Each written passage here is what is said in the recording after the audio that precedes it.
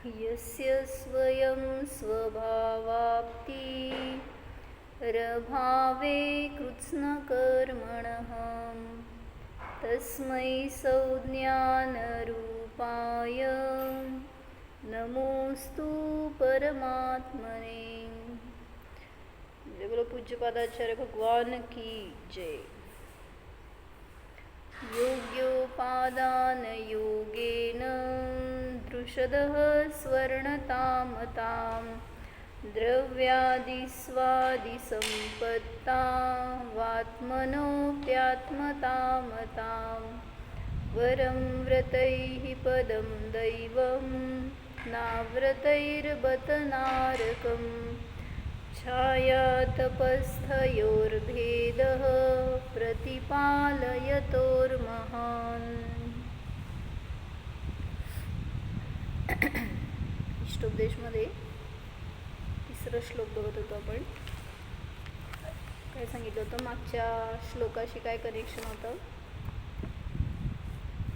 योग्य उपादान असताना योग्य उपादानाच्या योगाने आत्मा सुद्धा परमात्मा होतो. मग माझ्यामध्ये माझं उपादान आहे, मग त्याच्या निमित्तात मी परमात्मा होणार आहे. मग कसं परमात्मा होणार?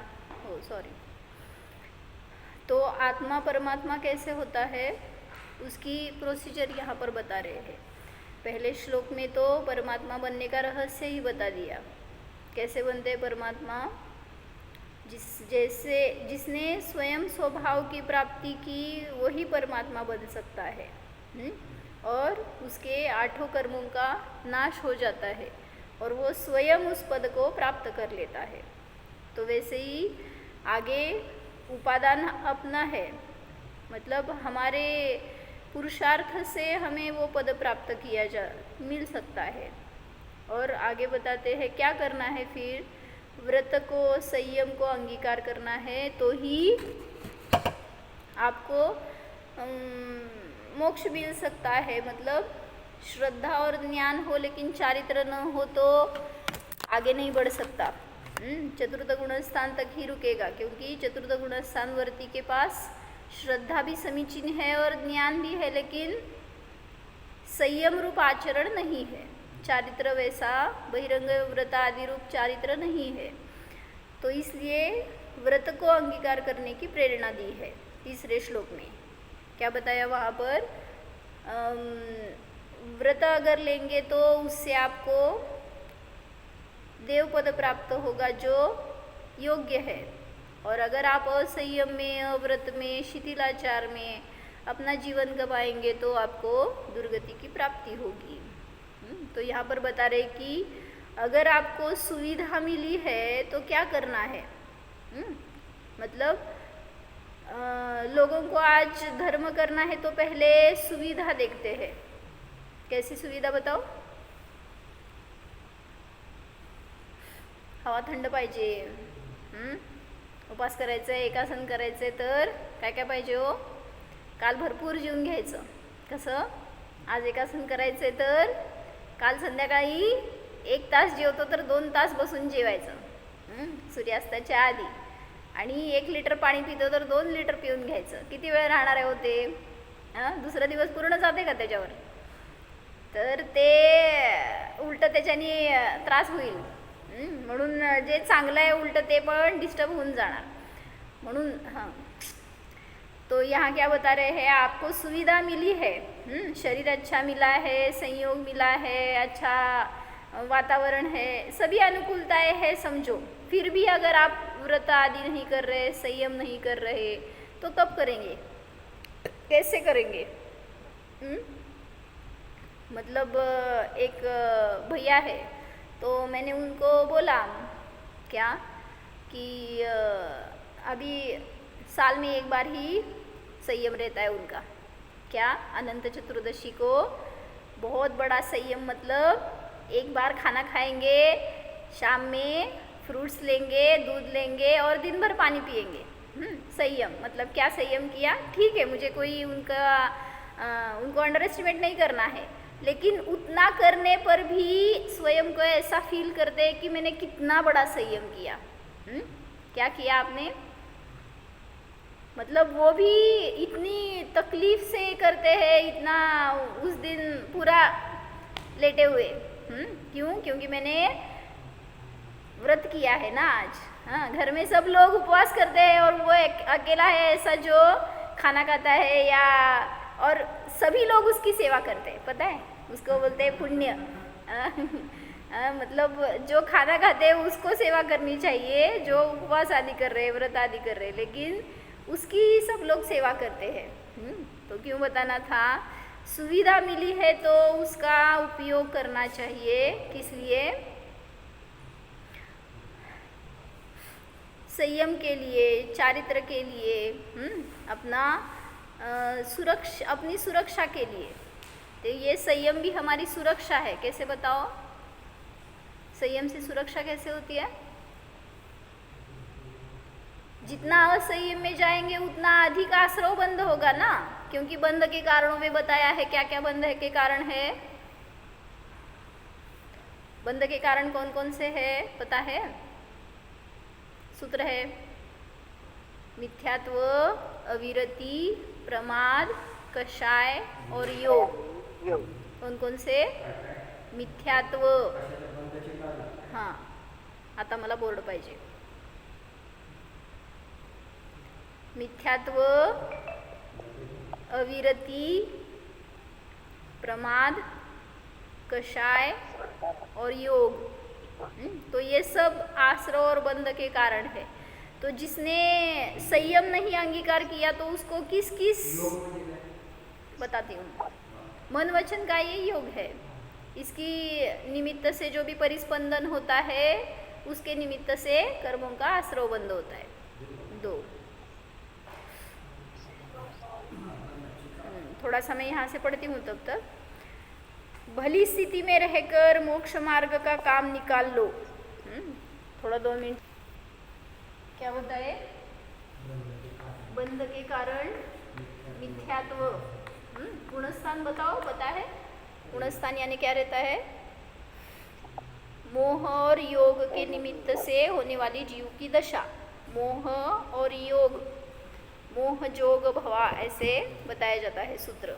मोह से और योग से जो भी अवस्था होती है जीव की उसे बोलते हैं गुणस्थान।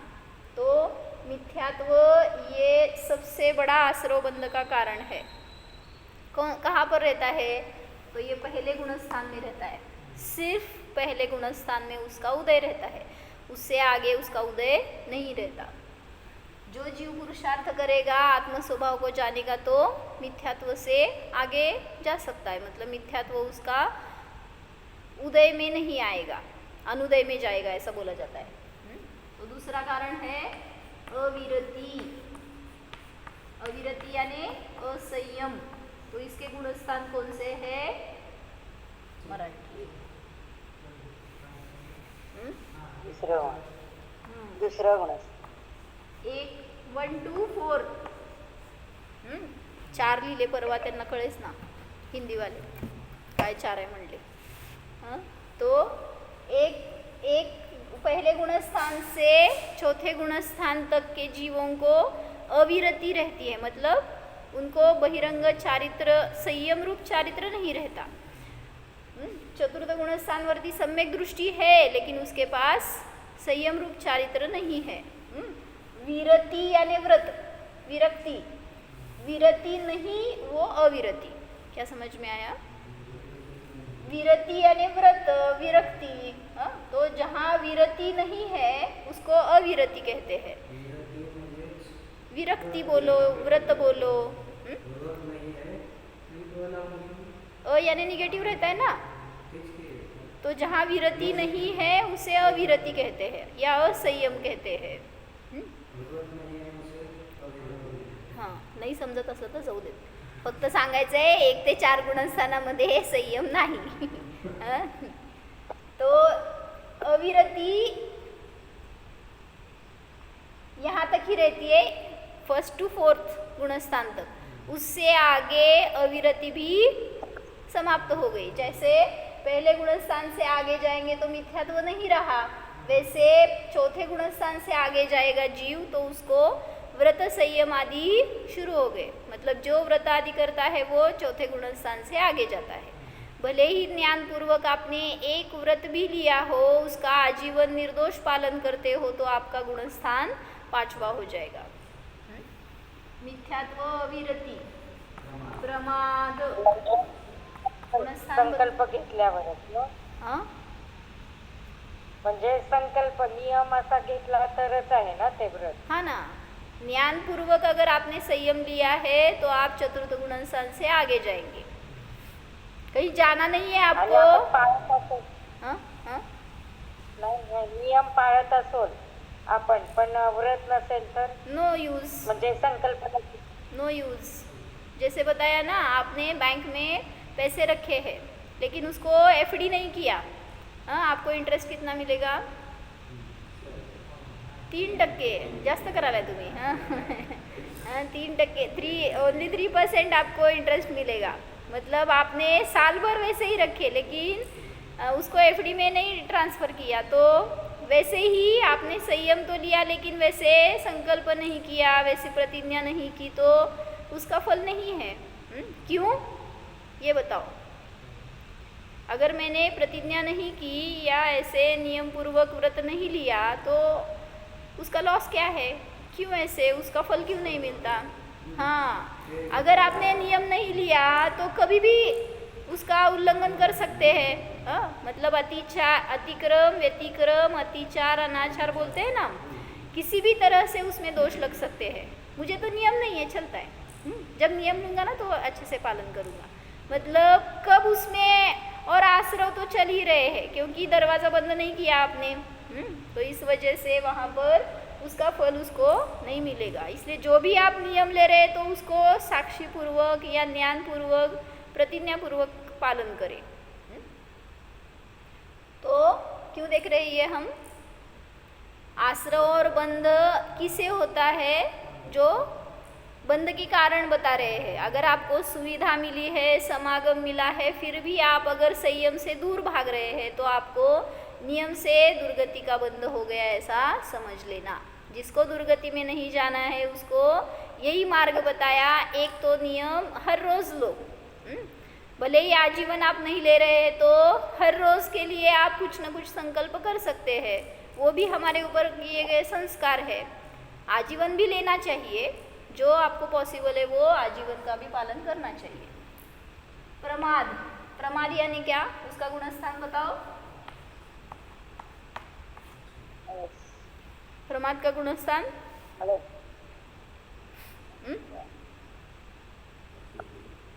काय? प्रमाद म्हणजे काय? आळस, आळस नाही म्हणायचंय, नाही रे भैया, तसं नव्हे। यत्नाचार रहित क्रिया, यत्न प्रयत्न नहीं, प्रयत्न पूर्वक नहीं करना, इसको प्रमाद कहते हैं। जैसे नहीं करना उसको प्रमाद कहते हैं। जैसे 1 से 6ठे गुणस्थान तक के जीव प्रमत्त है, प्रमादी है। मतलब क्या? उनको आश्रव चल रहा है, उस वजह से यत्नाचार पूर्वक क्रिया न करना, इसे प्रमाद कहते हैं। यत्न यानी प्रयत्न, बोलो। प्रयत्न पूर्वक आप अगर जीव हिंसा अवॉइड कर रहे हैं तो आप अप्रमत्त हो गए। लेकिन जो भी आप प्रमाद सहित कर रहे हैं तो वो आपको नियम से आश्रव बंध का कारण होगा। काय कळलं? तो हाँ हाँ, मतलब हिंसा हो रही है तो वहाँ पर आप सावधानता नहीं रख रहे, या चलते टाइम पर भी, अभी मुनिराज भी है उसमें, हाँ, मतलब अपेक्षा से है। जितने कषायों का उदय है उतनी अपेक्षा से प्रमाद रहता है।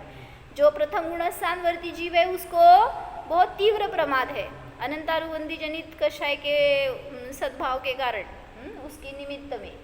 तो वो कषाय, वो प्रमाद है, वो घातक है, आपको आगे नहीं जाने देता। वो उससे आगे अगर चौथे गुणस्थान में जाएंगे तो अनंतानुबंधी कट हो जाएगी।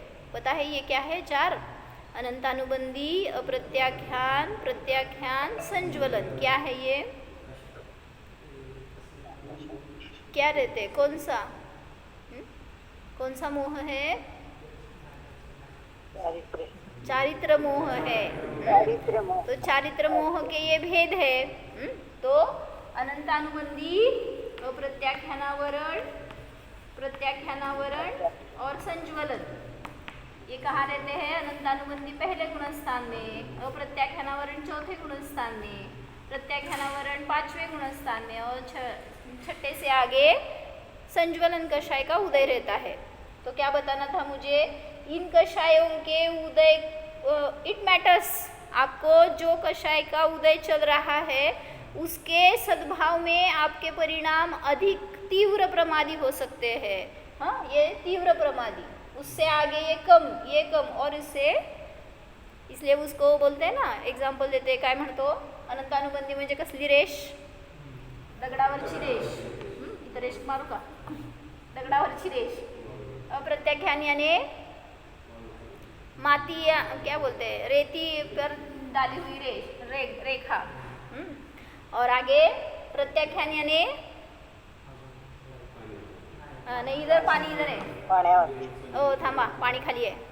हाँ, प्रत्याख्यान यानी क्या है?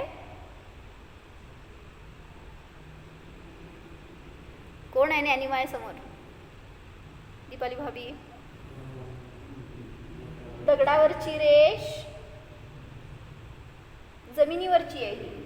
जमीन म्हणजे आता दगडावर जास्त तीव्र आखावी लागणार आणि जमिनीवर म्हणजे अजून थोडंसं कमी, पृथ्वी की रेखा है। हाँ, और आगे ये रेती पर। ऐसे थोड़ा बहुत डिफरेंस किया है, मतलब वो निकल जाएगी जल्दी। तो ऐसे उनके कषाय मंद मंद तर रहते हैं आगे आगे। संज्वलन जनित कषाय में तो पानी पर अगर हम डालेंगे ना वो लाइन, तो कितनी देर रहेगी? जस्ट डालते जाओ, पीछे से वो मिटती जाएगी। ऐसे उनके कषाय बहुत मंद रहते हैं। तो ऐसे कषायों के उदय में जो प्रमाद होता है उसको आश्रवबंध का कारण कहा जाता है। आगे समझ में आया? एक 1 to 6 गुणस्थान तक प्रमाद या आश्रवबंध का कारण है। आगे कषाय, बोलो कषाय कहाँ तक रहते हैं? काका, कषाय कुठपर्यंत असतात ना बाबा? 10वे गुणस्थान। हं? 10वे गुणस्थान। गोळी मारली काय? बरोबर लागली। 1 to 10th गुणस्थान तक कषाय रहते हैं, उसके आगे कषाय नहीं रहते। निष्कषाय हो जाएगा वो, मतलब वीतराग बोलते हैं उसको। 11वें गुणस्थान से आगे का जीव वीतराग कहा जाता है। तो कषाय यानी यहाँ पर भी चारित्र मोह है। ये एक ही सिर्फ दर्शन मोह का भेद है, ये सब चारित्र मोह में आ जाएंगे। और योग, योग यानी क्या? मन वचन का ये योग है, उसके निमित्त से जो आत्म प्रदेश में परिस्पंदन होता है उसकी वजह से कर्मों का आश्रवबंध होता है। जो आत्मा को कसते हैं उसको कषाय बोलते हैं। कसतात म्हणजे क्या बताया मैंने? जे आत्म्याला कसतात त्याला कषाय म्हणतात। कसतात म्हणजे घात करतात, घात नाही शक्ती करत। कमी करतात। हाँ शक्ती कमी करतात। हाँ, कृश करतात म्हणजे काय? कषाय कसतात म्हणजे चावतात नाही। काय करतात तो?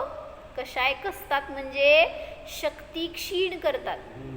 तुम्ही जेव्हा कषाय करता तेव्हा, हाँ सॉरी, तो आप जब भी कषाय करते हैं तो आप फील करके देखो, आपकी शक्ति हीन होती जाती है। अगर आप बहुत उसमें उद्वेजित हो जाए या बहुत शक्ति उसमें यूज़ करेंगे तो आपकी शक्ती आगे कम होती हुई आपको दिखाई देती है। म्हणून सांगितलं कशाही जीवाचं आयुष्य कमी असतं। हां, काय काय म्हणले हो?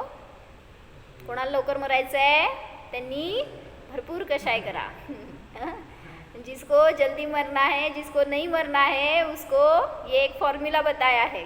क्या? कषायों के ऊपर अपना वश होना चाहिए। तो to 10 गुण स्थान तक क्या रहते हैं? कषाय ये आश्रव बंध का कारण रहता है। उसके आगे योग यानी क्या बताया मैंने, बताओ क्या लिखा? मन वचन काय के निमित्त से आत्म प्रदेश में लिखो नाविक, जो परिस्पंदन होता है उसको योग कहते हैं। तो उसके गुण स्थान काका बोला योग 13, आगे अयोग केवली है ना, संयोग केवली 13वें गुण स्थान में संयोग केवली रहते हैं, उससे आगे अयोग केवली रहते हैं। मन वचन काय के निमित्त से आत्म प्रदेश में जो परिस्पंदन होता है उसे योग कहते हैं। और योग की निमित्त से जीव में आश्रव बंध होता रहता है। जैसे आप अभी यहाँ पर बैठे हैं, क्या विचार कर रहे हैं? आश्रव बंध रुक गए कि नहीं रुके? चालू है? क्या कर रहे हैं? कौन सा विकल्प चल रहा है? काय घ्यायचं? कधी जायचं? पाऊस येईल का? घरी सेफली जाऊ का? ये सब परिस्पंदन चल रहे हैं ना, तो इस वजह से आश्रव चालू रहता है। इसलिए बताया था कल परसों, अगर हम मंदिर में आए हैं तो कितने सारे आश्रव रोक सकते हैं। कैसे? जैसे मुझे इस मंदिर से बाहर जाने तक 4 प्रकार के आहार का त्याग, जब तक मैं इस मंदिर में हूँ तब तक मेरे जो अभी वस्त्र है, परिग्रह है, उसकी उतनी मर्यादा, ऐसे बहुत सारे निज क्षेत्र की मर्यादा ऐसे ले सकते हैं। जब तक बाहर न जाऊँ तब तक, टाइम भी नहीं, तब तक भी आपके आश्रव रुक सकते हैं, क्योंकि आपने संयमित किया है स्वयं को।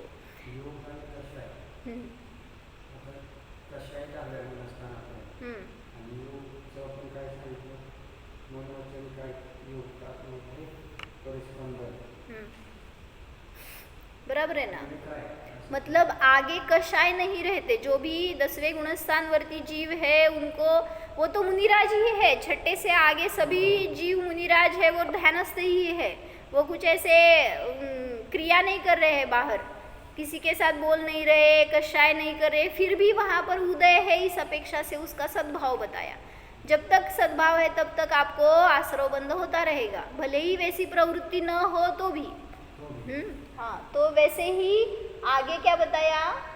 कषाय खत्म हो गई और आगे 11वें 12वें 13वें गुणस्थान में वो जीव तो कर्मों को नष्ट करते हुए आगे जा रहा है। 11वां नहीं, 12वां और 13वां। 11वां जीव नीचे आता है, तो 12वां और 13वां गुणस्थान वर्ती जो जीव रहता है वो कर्मों का क्षय करते हुए आगे जा रहा है। फिर भी जब तक योग है, मन है, वचन है और काय है। मन कुठपर्यंत असतं है? मन कहाँ तक रहता है? 12वें गुणस्थान तक। उससे आगे मन नहीं रहता। मन यानी क्षयक्षम ज्ञान है, जहाँ पर आवरण रहता है आपके ज्ञान पर, तो पूरा ज्ञान नहीं ओपन हो सकता। जब उस ज्ञानावरण का पूरा क्षय हो जाएगा तो 13वें गुणस्थान में क्षयिक ज्ञान प्रकट हो जाएगा। इसलिए क्या बता रही थी मैं? हाँ, मन कहाँ तक है? तो 12वें गुणस्थान तक मन है। इसलिए आपको कितना भी प्रगाढ़ ज्ञान हो फिर भी वो अल्प ही है, क्योंकि क्षयिक ज्ञान नहीं है। मतलब मन पर ज्ञानी कैसे रहते हैं?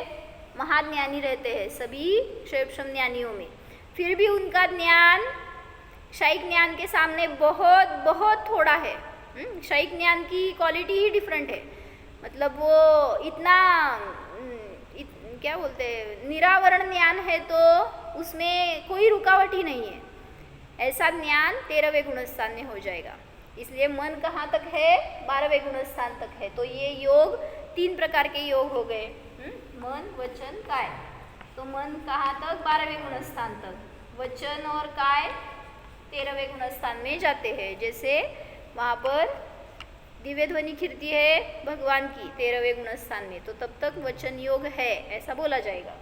और काय जब तक 13वें गुणस्थान का अंतिम समय नहीं आएगा और 14वें गुणस्थान में पहले समय से ही उसका विघटन शुरू हो गया, काय का मतलब शरीर का, तो वहाँ वो कारण भी नष्ट हो जाएगा। इसलिए उन्हें निर्योग या अयोग केवली बोलते हैं। 14वें गुणस्थान वर्ती जीवों को क्या बोलते हैं? 13वें गुणस्थान में संयोग केवली।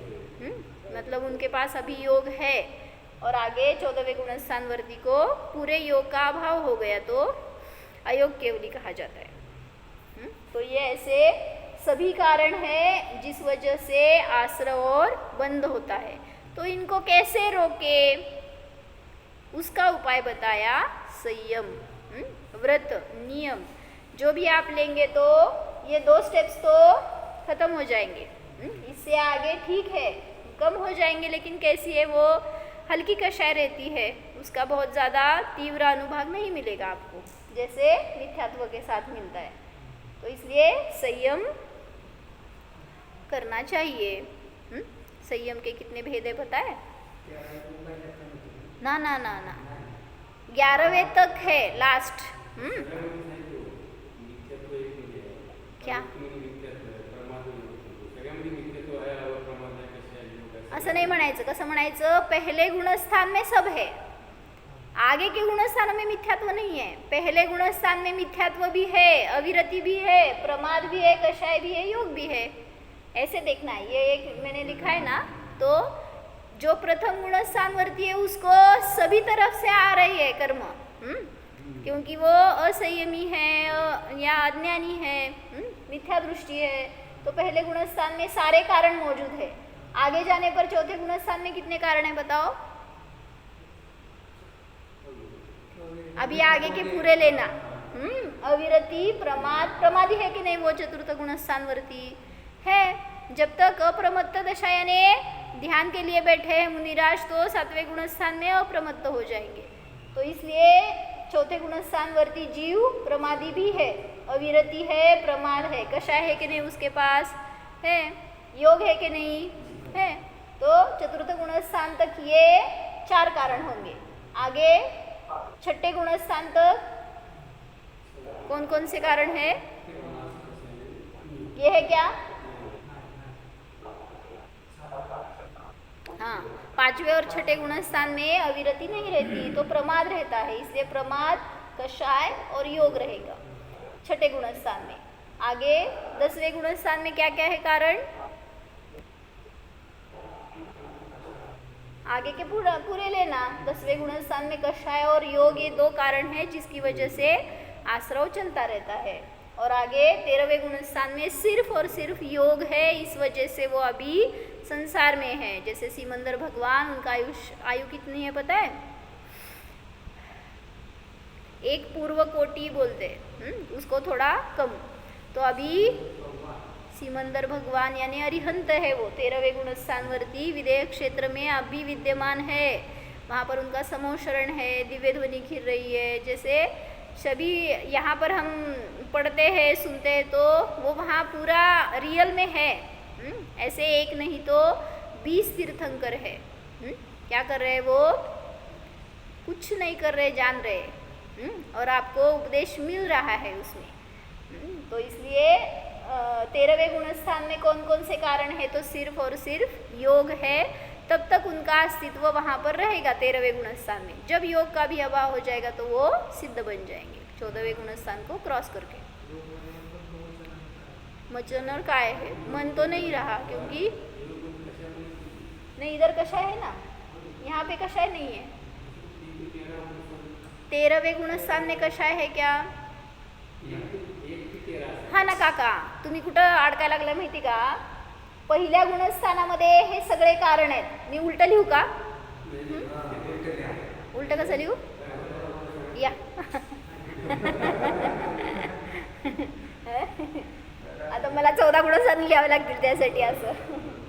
तो यहाँ पर ऐसे समझ लेना, अभी 13वां गुणस्थान, 13वां छोड़ो, 10वां गुणस्थान है। तो उसमें कौन कौन से कारण है? मिथ्यात्व है क्या? नहीं है। अविरति है क्या? नहीं है। आगे प्रमाद है क्या? नहीं है। कषाय है क्या? है। हाँ, और योग है क्या? है। ऐसे सभी गुणस्थानों में समझ लेना। अभी बताओ 11वें गुणस्थान में क्या क्या है? मिथ्यात्व है? नहीं। आगे अविरति नहीं है, प्रमाद नहीं है, कषाय नहीं है, योग है। 12वें गुणस्थान में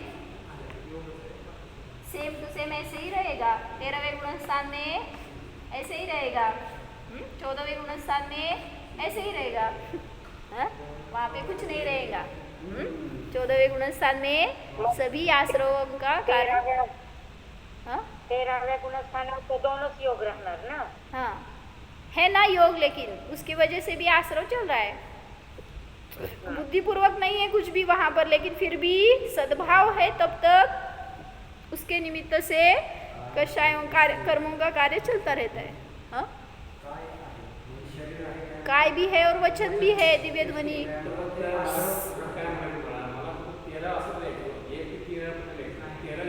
पहिल्या गुणस्थानामध्ये थांब रे भैया थांब, इथं ये. 13व्या गुणस्थाना काय म्हणत होता तुम्ही, 1 ते 13 पहिल्या गुणस्थानामध्ये योग आहे का नाही? पहिल्या गुणस्थानात आहे की नाही योग? आहे. मग पहिल्या गुणस्थानापासून 13व्या गुणस्थानापर्यंतच्या जीवांमध्ये योगाचा सद्भाव आहे की नाही, ह्याच्या अपेक्षेने तिथं लिहिलं. म्हणजे 13व्या गुणस्थानामध्ये बाकीचे सगळे कारण नष्ट झाली आहेत, फक्त योग आहे. पण पहिल्या गुणस्थानामध्ये सगळं आहे. सुटला का नाही अजून? सुटला ना. 13व्या गुणस्थान गेला काय? लवकर जावा, आपली भावना है उत्कृष्ट. हाँ, तो क्या बता रहे थे, क्यों लिया ये सब? हाँ, संयम कितने प्रकार का है, मतलब इन सभी कारणों से बचने के लिए शास्त्र में बताया कि संयम को अंगीकार करना चाहिए. तो संयम कितने प्रकार के रहते हैं? 2 प्रकार के. कौन से? हाँ? मारली गोळी लागली. हाँ? कौन से 2? ना ना ना, संयम तो मेरे 2 अलग संयम है. कौन से है? प्रवृत्ति रूप संयम और निवृत्ति रूप संयम. कौन से चाहिए बताओ? हमारे पास दोनों है. प्रवृत्ति चाहिए. मतलब प्रवृत्ति यानी क्या? जैसे आपने संयम लिया, कब? 1 जनवरी. हर लोग ये करते हैं संकल्प कि 1 साल तक मैं ये करूँगा, लेकिन 1 जनवरी का 2 जनवरी को भी भूल जाते हैं. तो प्रवृत्ति यानी क्या? मैंने ऐसा व्रत लिया कि मैं स्वाध्याय करूँगा, ध्यान करूँगा, ये प्रवृत्ति, उसमें प्रवृत्ति करूँगा, ये ऐसे प्रवृत्ति रूप संयम हो गए. और निवृत्ति यानी मेरा रात्रि भोजन का त्याग होगा, या कंदमूल सेवन का त्याग होगा, ये निवृत्ति, से छूटूंगा मैं, कषाय नहीं करूँगा, ऐसे कुछ भी संयम जो है छोड़ने की अपेक्षा से उसको निवृत्ति रूप संयम कहेंगे. और प्रवृत्ति यानी जो आप स्व इच्छा से लेते हैं, नियम संयम. तो आज मैं इतने कंपाउंड के बाहर नहीं जाऊँगा, म्हण प्रज्वल. विशाल भाई घेऊन जातात घरी. तो मैं इतनी मर्यादा लूँगा, ये प्रवृत्ति हो गई. उससे आगे वैसे उसी को संयम बोलते हैं. हाँ, बाहर क्या रहता है? बाहर संयम क्या करते हैं? पैसे, धन इतना ही लूँगा, इतने, इससे ज़्यादा नहीं लूँगा. व्यसन में भी कोई संयम ऐसे करता है, मैं आज क्या करता बोला, 1 ही पैक लूँगा क्या? उसको संयम नहीं बोलते. तो जो आपको मोक्ष मार्ग में सहायक होगा उसी को संयम कहा जाता है. तो ऐसे प्रवृत्ति और निवृत्ति रूप संयम होते हैं. जो तो प्रवृत्ति रूप संयम यानी वास्तविक संयम का अर्थ क्या होता है? सम्यक रीति से अपने उपयोग को स्वभाव में जोड़ना, उसको संयम कहते हैं. क्या बताया? सम्यक रीति से, सम्यक प्रकार से यानी समीचीन रूप से अपने उपयोग को स्वभाव में जोड़ना, उसे वास्तविक संयम कहते हैं. मतलब संयम यानी शुद्ध उपयोग अपनी भाषा में.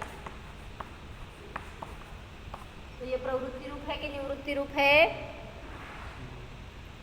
शुद्धोपयोग रूप संयम प्रवृत्ति रूप है कि निवृत्ति रूप है? प्रवृत्ति रूप है, क्योंकि हम आत्मा में विचरण कर रहे हैं, आत्मा का अनुभव कर रहे हैं. इस अपेक्षा से शुद्धोपयोग ये सच्चा संयम है. उसको अगर नहीं धारण किया और आप बहुत सारी निवृत्ति कर रहे तो भी उसका फल नहीं है। शुद्धोपयोगी आत्म स्वभाव में प्रवृत्ति है ना, तो इस अपेक्षा से प्रवृत्ति रूप यही वास्तविक संयम है। हाँ, बाहर संयम किसे कहते हैं? आपको ऐसा लगता है कि कुछ छोड़ना यानी संयम, तो कुछ पाना ये संयम है, आपको लगता है क्या? इसलिए बताया जाता है जिन धर्म कैसा है, त्याग प्रधान नहीं है, भोग प्रधान है। मतलब क्या?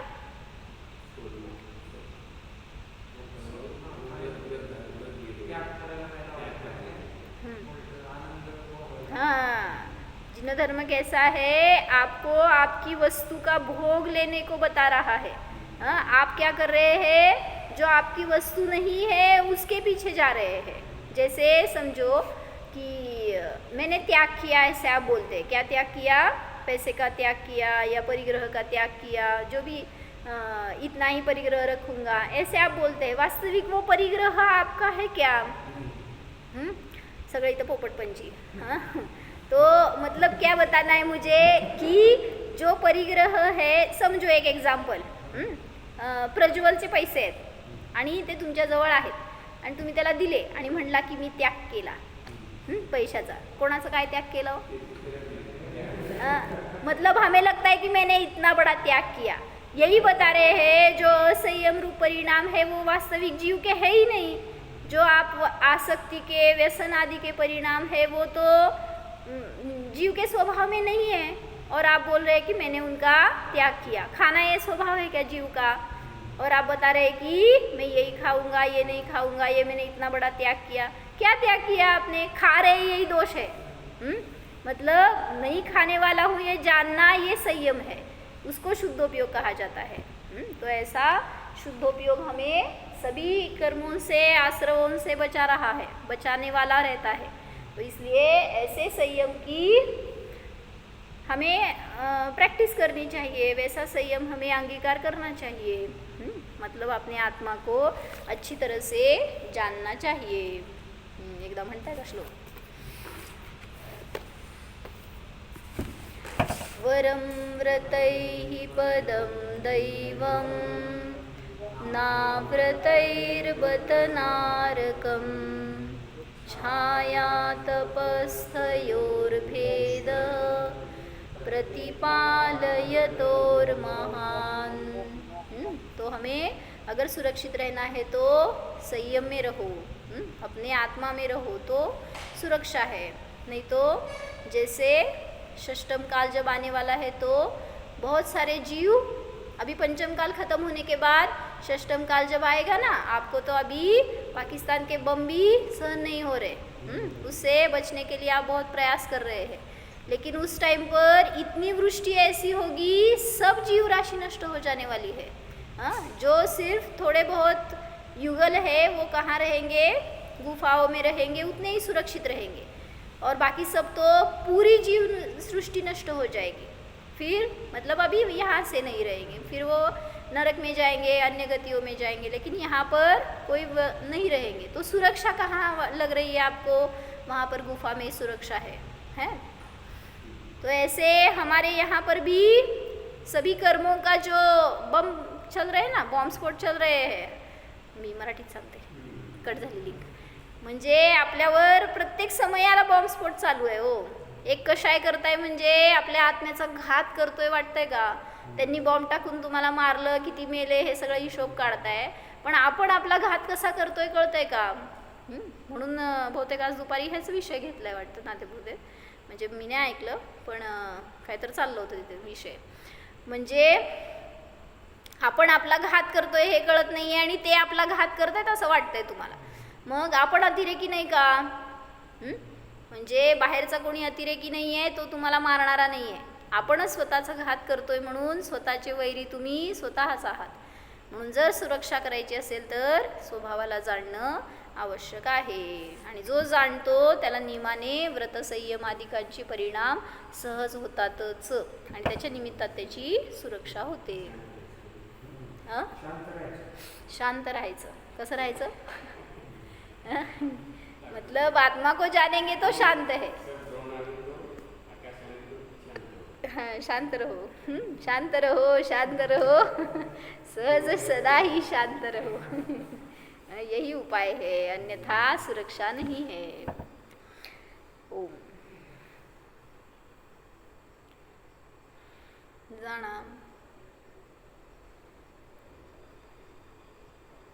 मिथ्यात्व रहित, अविरती रहित, प्रमाद कषाय योग रहित शुद्ध स्वभाव जाणा।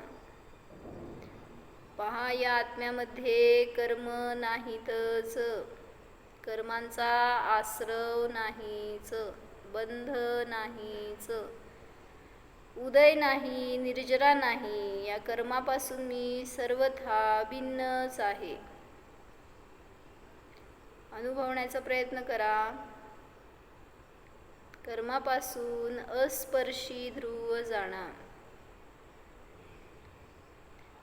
निर्णय करा, कर्माचा माझ्याशी काहीही संबंध नाहीच। कर्म भिन्न द्रव्य आहे, परदेशी आहे। हा मी आत्मा स्वयं सुरक्षित आहे। कर्माचे भय मला नाहीच। निष्कर्म स्वरूपोऽहम्, निर्भय स्वरूपोऽहम्। ओम विसर्जन।